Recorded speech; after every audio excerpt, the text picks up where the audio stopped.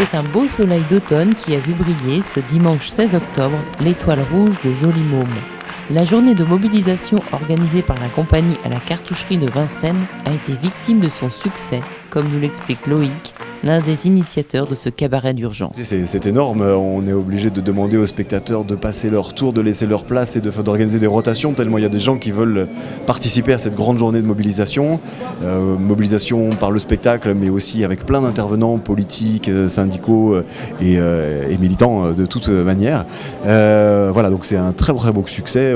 Beaucoup de gens manifestent leur soutien, mais aussi leur volonté de ne pas laisser ni l'état d'urgence, ni la répression gagner et empêcher les militants de faire tout ce qu'ils doivent faire pour qu'on ait enfin une vie meilleure. On est, je sais pas, plus d'un millier ici aujourd'hui, on va être des dizaines ou des centaines de milliers à Amiens, je sais pas du tout, mais en tout cas on sent qu'il y a cette envie de se retrouver nombreux et de rester dans la lutte.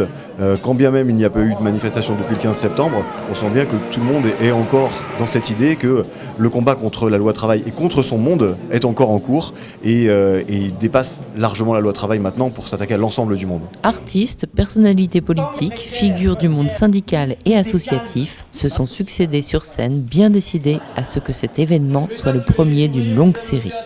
Suite au conflit, suite à tout ça, en fait, moi je suis cramé partout et le seul endroit où on m'a ouvert les portes, c'est le métier le plus difficile d'accès, le plus dur, quoi, en fait. Et heureusement d'ailleurs. Au début, j'ai eu du mal à y aller. Je me suis posé beaucoup de questions et puis heureusement que j'ai ça, quoi. Ça me permet de payer à bouffer, quoi. Ce métier, c'est aussi une façon de militer. Quand on fait il y a du cinéma ou du théâtre engagé, ça permet de faire passer des messages. Moi, je pense qu'il y a pas, ça fait partie aussi d'un moyen de faire passer des messages et d'instruire politiquement les gens. Je pense que c'est important.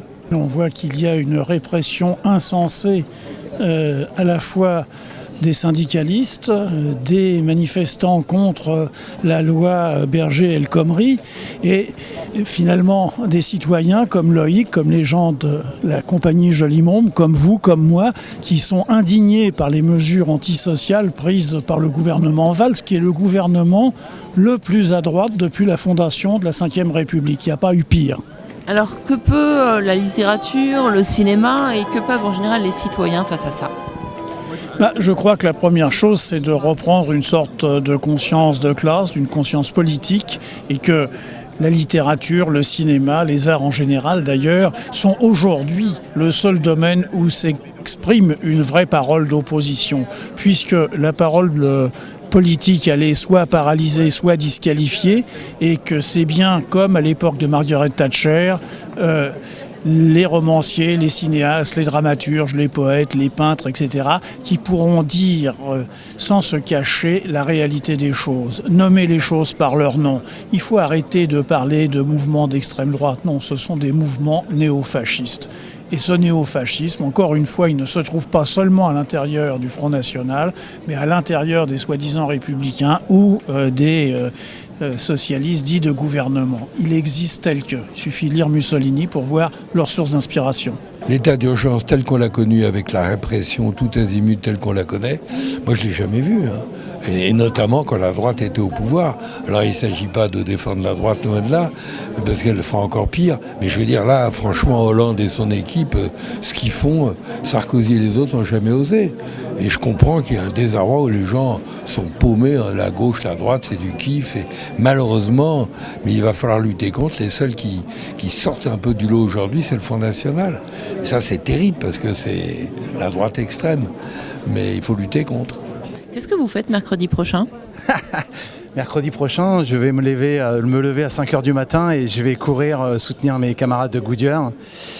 À Amiens, c'est un immense souvenir pour moi puisque j'ai eu la chance, comme eux vont avoir la chance d'être soutenus énormément par la population et je pense que le soutien des camarades qu'il va y avoir pour les Goodyear mercredi, c'est la plus belle chose pour des gens qui sont poursuivis. Et la pire chose pour les gens qui les poursuivent, et je pense très, très, très, très sincèrement que mercredi, ça risque d'être gigantesque. Mais vraiment gigantesque. Il y a des centaines de cars qui sont attendus, des gens du coin, enfin de partout. ça va être juste magnifique, ça va être un bon moment pour montrer au gouvernement que la lutte elle n'est pas terminée, quoi. Parce que moi, par exemple, j'étais parfaitement capable d'être totalement invivable, sans aucune mauvaise foi, franchement, je